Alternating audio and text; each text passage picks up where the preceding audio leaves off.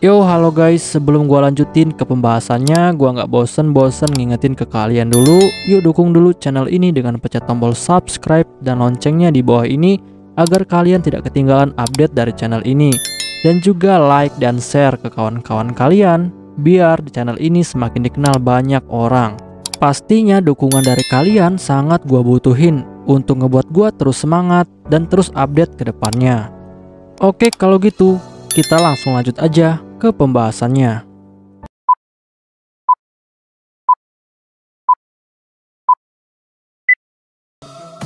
Yo, halo guys, di video gua kali ini gua bakal ngebahas light novel Isekai wa Smartphone Totomoni volume ke-8 chapter kedua. Di chapter ini bakal dibahas tentang telah ditemukannya Babylon Perpustakaan. Untuk kalian yang belum nonton chapter sebelumnya, silahkan ditonton terlebih dahulu. Setelah beberapa hari berlalu, tiba-tiba saja hari ini Toya dikejutkan dengan sebuah laporan yang diberikan oleh Kogyoku. Karena Kogyoku melaporkan kepada Toya jika salah satu bawahannya telah menemukan reruntuhan Babylon yang lain. Dan reruntuhan itu terletak di sebuah kerajaan iblis, yaitu kerajaan Senoa. Dan Toya yang telah mendengar semua informasi ini, dia pun akhirnya mulai berpikir. Toya berpikir bahwa yang dia tahu jika kerajaan Senoa ini dihuni oleh para iblis dan juga manusia iblis. Dan juga kerajaan Senoa dipimpin oleh seorang lord. Kerajaan Senoa adalah negara yang sangat menghindari interaksi dengan dunia luar. Tetapi meskipun kerajaan Senoa merupakan daerah yang sangat berbahaya karena letaknya yang sangat unik, tetapi wilayah kerajaan Senoa terbilang cukup damai karena dihuni oleh banyak ras demon dan juga monster-monster sihir yang sangat banyak. Tetapi di kalangan manusia, banyak rumor berbahaya yang sudah menyebar tentang kerajaan iblis Senoa. Lalu setelah itu, karena Toya tidak mau gegabah dalam menjelajahi suatu wilayah yang asing seperti kerajaan Senoa, maka dia pun akhirnya memutuskan untuk mengumpulkan terlebih dahulu informasi tentang kerajaan Senoa. Dan kebetulan saja kerajaan Brunhild memiliki beberapa pasukan yang berasal dari ras demon dan pernah tinggal di kerajaan Senoa. Dan Toya pun langsung memanggil salah satu dari mereka. Dan orang yang dipanggil oleh Toya ini berasal dari salah satu ras demon, yaitu vampir, dan namanya adalah Lusade. Lalu setelah itu, Toya pun lalu bertanya tentang kerajaan Senoa kepada Lusade. Tetapi Lusade yang mendengar pertanyaan itu, dia malah menjadi sangat gugup. Perlu diketahui, di dunia ini vampir bukanlah ras berbahaya. Karena di dunia ini ada juga vampir yang tidak menyukai darah. Dan malahan mereka ini tidak memusuhi manusia sama sekali. Bahkan jika ada vampir yang menghisap darah seorang manusia, maka manusia yang digigit oleh vampir itu tidak akan merasakan apapun. Dan dia juga tidak akan berubah menjadi vampir. Tetapi walaupun begitu, mereka ini masih diberkati dengan banyak kemampuan yang sangat luar biasa. Seperti penglihatan malam hari yang sangat luar biasa, kekuatan manusia super, dan juga kemampuan pemulihan diri yang sangat hebat. Dan Toya juga dulunya pernah mendengar jika ras vampir ini memiliki status sosial yang sangat tinggi di dalam kerajaan Senoa. Dan itulah alasan kenapa Toya memilih Lusade untuk ditanyai, dengan harapan Toya bisa mendapatkan banyak informasi dari Lusade. Tetapi tetap saja, sebenarnya Toya sedikit menaruh rasa curiga kepada Lusade. Karena harusnya seorang vampir seperti Lusade yang memiliki status sosial yang sangat tinggi di kerajaan Senoa, harusnya dia tidak punya alasan apapun untuk datang ke kerajaan Brunhild untuk bekerja dan juga mencari uang. Karena tanpa dia melakukan itu pun, dia harusnya bisa hidup enak di kerajaan Senoa. Dan alasan Toya mau menerimanya saat tes wawancara, karena saat itu Lusade mengatakan jika alasannya pergi dari kerajaan Senoa adalah untuk mencari kebebasan. Lalu setelah itu, Toya pun bertanya kepada Lusade, apakah tidak ada manusia yang tinggal di kerajaan Senoa? Dan Lusade pun dengan sangat gugup langsung menjawab. Lusade bilang kepada Toya bahwa sebenarnya di kerajaan Senoa ada beberapa manusia yang tinggal di sana. Karena walaupun kerajaan Senoa menghindari hubungan dengan dunia luar, bukan berarti kerajaan Senoa tidak membuka wilayahnya untuk dunia luar. Dan sebenarnya alasan kenapa kerajaan Senoa itu dianggap tidak cocok bagi ras manusia ataupun ras manusia iblis adalah karena wilayah kerajaan Senoa itu sangat sulit untuk ditinggali oleh ras lain selain ras iblis. bahkan ras iblis sekalipun masih sangat kesulitan untuk hidup di kerajaan Shenoa. Toya yang telah mendengar semua fakta ini, dia pun akhirnya menjadi sangat terkejut. Lalu Toya pun langsung menyuruh Lusade untuk menjelaskan semuanya. Dan Lusade pun langsung menjelaskan semuanya kepada Toya. Lusade bilang bahwa kerajaan Shenoa itu memiliki iklimnya sangat ekstrim, karena di siang hari suhunya akan sangat panas, sedangkan di malam hari suhunya akan menjadi sangat dingin. Dan ditambah lagi, di sana banyak sekali binatang sihir yang sangat buas, sehingga jika ada warga yang keluar rumah atau melakukan aktivitas, maka mereka akan diserang oleh para binatang sihir itu. Dan itulah yang membuat kerajaan Shenoa menjadi wilayah yang sangat berbahaya.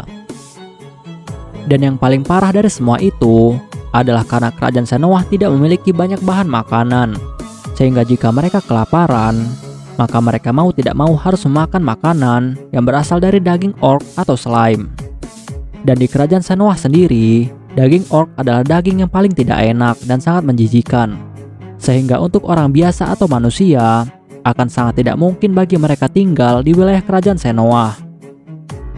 Toya yang mendengar hal ini, dia pun lalu bertanya kepada Lusade, apakah orc itu termasuk ras iblis? Dan Lusade pun langsung menjawab. Lusade bilang bahwa orc bukanlah bagian dari ras iblis.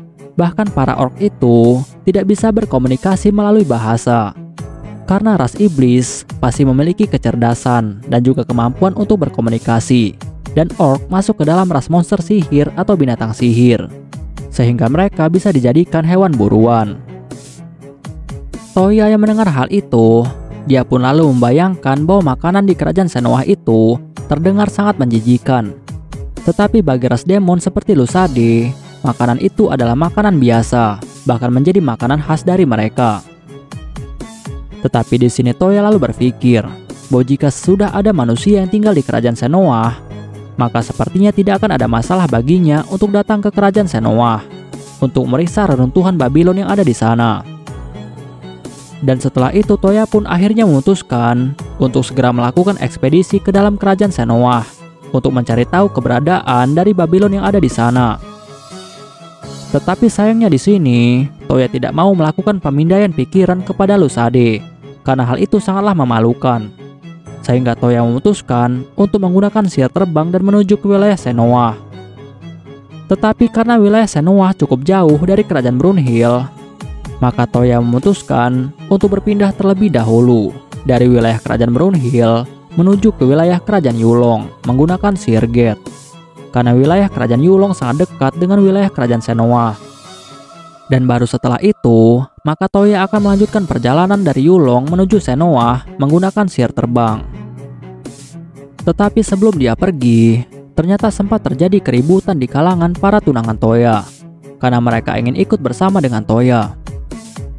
Dan Toya pun lalu bilang kepada mereka semua bahwa dia hanya akan membawa satu orang saja bersamanya, karena misi ini cukup berbahaya. Sehingga Yumina dengan cepat langsung membuat sebuah undian. Dan siapapun yang menang dalam undian itu, maka dia boleh ikut bersama dengan Toya. Tetapi untungnya, yang menang dalam undian itu adalah Kohaku. Sehingga Kohaku lah yang akan ikut bersama dengan Toya. Dan setelah Toya dan juga Kohaku hampir sampai di wilayah kerajaan Shenoa, Toya pun langsung menggunakan sihir invisible agar dia dan juga Kohaku tidak terlihat oleh orang-orang dari kerajaan Shenoa. Dan saat mereka mulai memasuki wilayah udara Shenoa, ternyata tiba-tiba ada dua orang dari ras iblis terbang ke arah mereka berdua.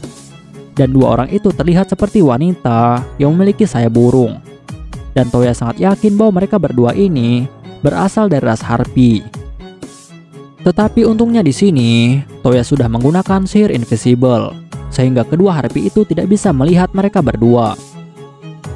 Dan setelah kedua Harpy itu pergi, Toya dan juga Kohaku pun langsung melanjutkan lagi perjalanan mereka menuju ke tujuan.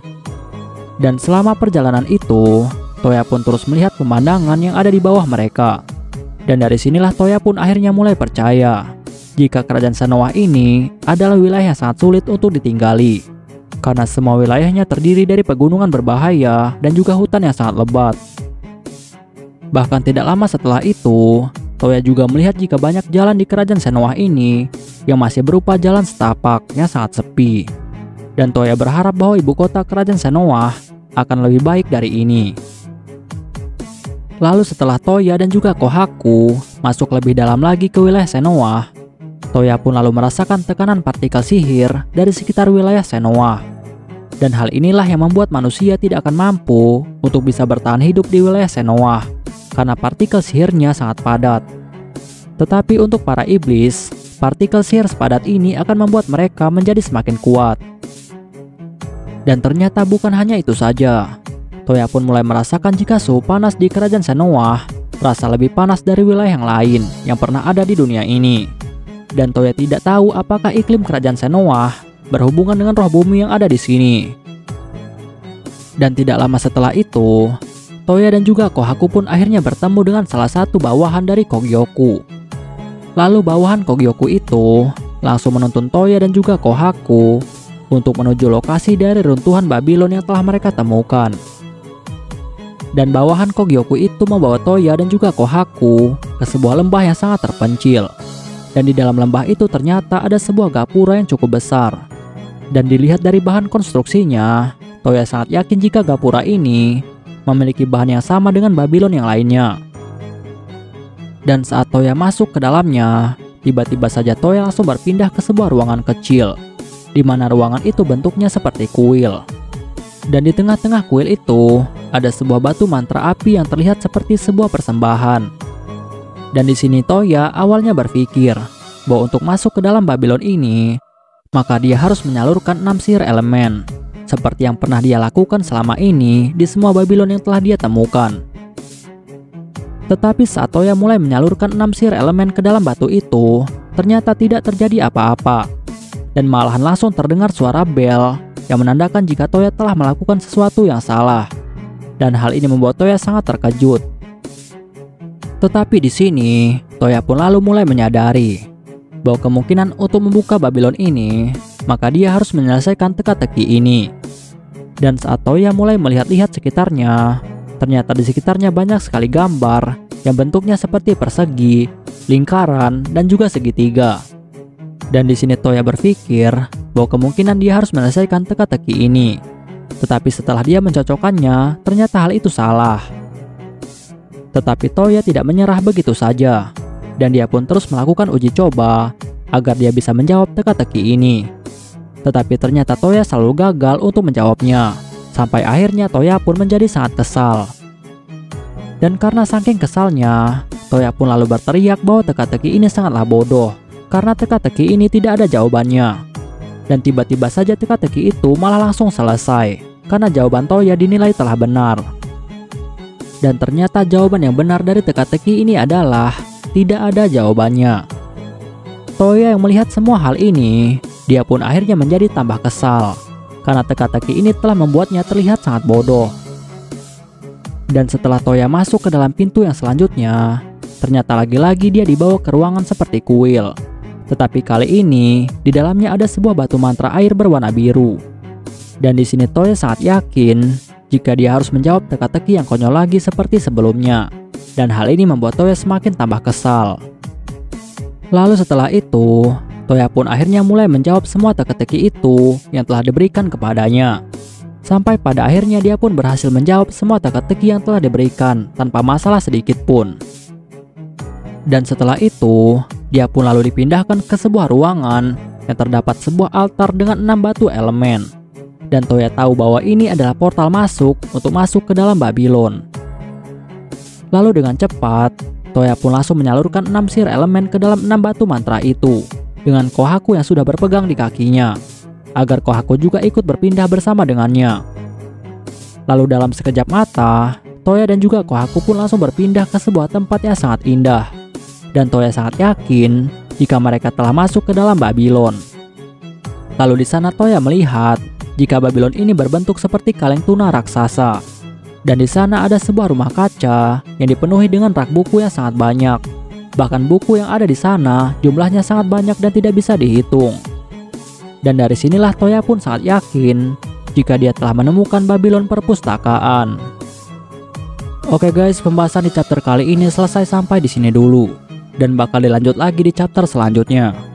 Untuk kalian yang ingin membaca novelnya atau mau membaca judul novel yang lainnya, kalian bisa klik link yang sudah gua sediakan di deskripsi. Tetapi sebelum kalian tutup video ini, tolong beri dukungan kalian untuk channel ini dengan cara pencet tombol subscribe dan juga aktifkan loncengnya. Dan juga jangan lupa untuk like video ini dan beri komentar untuk membangun channel ini lebih maju lagi. Dan untuk kalian yang ingin membantu channel ini dengan cara berdonasi, silahkan cek link donasinya yang udah gue sediakan di deskripsi. See you next time. Bye bye.